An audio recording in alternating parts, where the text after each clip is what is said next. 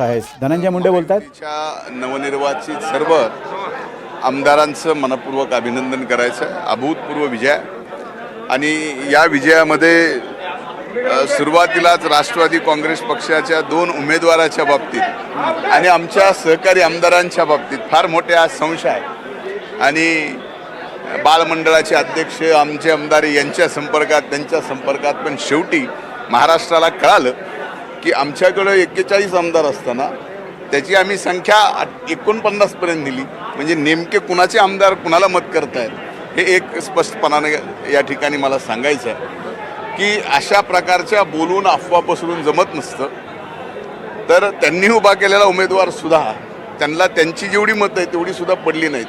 हे मात्र दुर्दैव आहे. आज आनंदाचा क्षण आहे की राष्ट्रवादी काँग्रेस पक्षाचे, भारतीय जनता पार्टीचे, शिवसेनेचे तिन्ही उमेदवार निवडून आले. काँग्रेसचा एक येणार होता तेही आला, उबाटा शिवसेनेचा एक येणार होता तेही या ठिकाणी निवडून आला.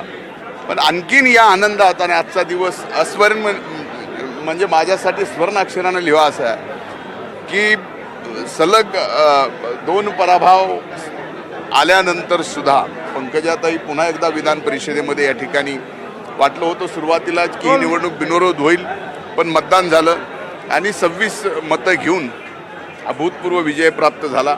तो एक वेगळा आनंद आहे. तो कौटुंबिक आणि मला नक्कीच जीवनामध्ये हा दिवस लक्षात राहील. कारण की लोकसभा नुकतेच झाली त्यावेळेस तुम्ही खूप प्रयत्न केले पण तिथे पराभव झाला होता आणि आज पंकजा मुंडेंचं एक मोठं राजकीय पुनर्वसन होत आहे. याच्यावर हे बघा, राजकीय पुनर्वसन म्हणावं, पदावर गेल्यानंतर राजकीय पुनर्वसन का नाही असं म्हणणं नाही, पण शेवटी त्या नेत्या आहेत, त्यांनी नेतृत्व महाराष्ट्राचं केलं, त्यांच्या मागं महाराष्ट्रातली जनता आहे. पण एखाद्या सभागृहात या जनतेचा प्रतिनिधी म्हणून येणं, आज लोकसभेमध्ये आम्ही प्रयत्न केला आणि अतिशय थोड्या मताने पराभव त्यांचा झाला. त्या माझ्या जिवारी नक्कीच लागलेला. पण आज विधान परिषदेत त्या आल्यात याचा आनंदही तेवढाच आहे की पुन्हा त्या या सभागृहात आल्यात आणि नक्कीच त्या ठिकाणी त्या या महाराष्ट्राच्या जनतेची सेवा करतील. धन्यवाद. धनंजय मुंडे.